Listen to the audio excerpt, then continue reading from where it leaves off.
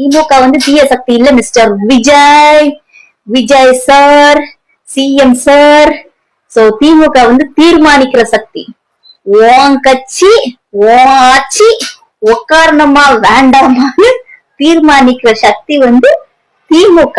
திருமாண்ணாக்கே போறதுக்கு விருப்பம் இல்லாம இருந்தாலும் கூட கண்டிப்பா திமுக தலைவர் ஸ்டாலின் அவர்கள் நிச்சயமா சொல்லிருப்பாரு. ஏன்னா இவங்க அடுத்த பிராண்ட் ஆரம்பிச்சுட்டானுங்க, அடுத்த ஒரு கதையை வந்து உருவாக்க ஆரம்பிச்சுட்டானுங்க. சோ இவங்க கதையை கேட்டு கேட்டு நமக்கே நாராசமா இருக்குன்னா அந்த இடத்துல இருந்து அதை அனுபவிக்கிறவங்களுக்கு எவ்வளவு நாராசமா இருக்கும். இவன் செஞ்சு திருமாண்ணா போன இடத்துல இன்னும் அவன் பைத்தியகாரத்தனமா பேசாம பாதுகாக்க வேண்டிய பொறுப்பும் திருமாண்ணாவுக்கு மாதிரி இருக்கிற தலைவர்களுக்கு இருக்கு.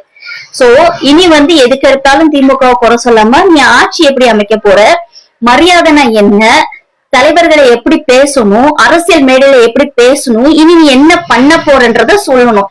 இனியும் வந்து திமுக தான் செஞ்சிச்சு அதனாலதான் என்னால ஒண்ணும் பண்ண முடியல, இனி திமுக செஞ்ச பிரச்சனை தான் சொல்லிட்டு மோடி வந்து நேரு சொன்ன மாதிரி சொல்லிட்டு இருந்தாப்லன்னா அந்த செகண்டே திருமாண்ணா வந்து இந்த கொடுத்த ஆதரவு வந்து பேக் அடிக்கணும், எடுத்துடணும், கொடுக்க கூடாது.